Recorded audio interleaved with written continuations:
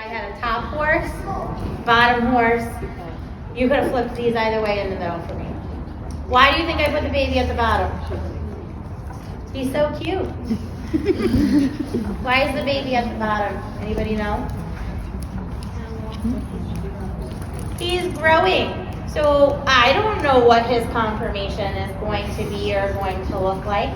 So typically, when we do in-hand classes, we make separate classes for babies, for yearlings, because they all are really going to look wonky till they're about 2 years old, right? A lot of times babies, their butts go up, and then their withers come up, and then their butt goes, and then their withers come up, right? And then their necks don't stretch out. He's growing, and he's gonna continue to grow. So it's really hard for us to judge a really young horse compared to adult horses. Not his fault.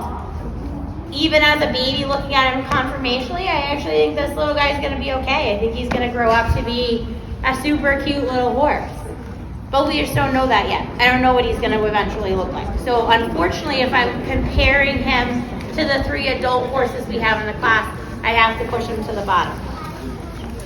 I thought this paint right here, we're gonna say is a stock horse, was our obvious top horse, right? Most balanced, structurally correct out of the entire class.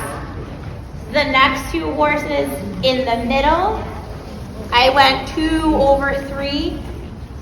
You could argue this pair either way to me, and I would say, okay.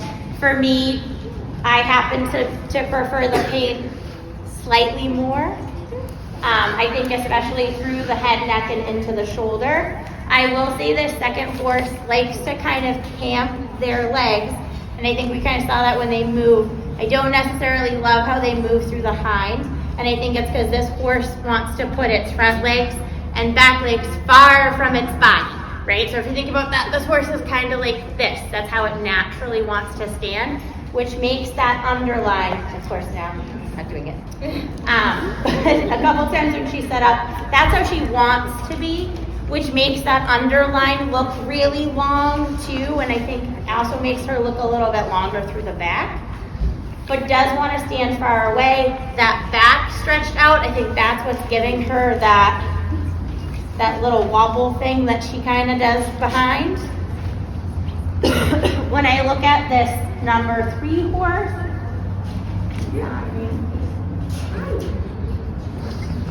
we're a little thick through the middle, right? I think we can all cover your ear. We can all see that. I got a little steeper through here, little straighter behind. One of the things that's really hard is if we look at how they are tying in, we have a really short neck and then boom, like big shoulder. Do we see this very obvious? If I run my hand down, I'm sorry, I'm touching it. We have like boom, right into the shoulder. So a little bit nicer tie in here. This tells me, and obviously when we watch them move, really heavy in the fore, really, really heavy in the forehead, right? We have this big, big, big shoulder. So that's kind of why I leaned a little bit this way over this horse, but they both have things that you can pick apart. So anybody have any questions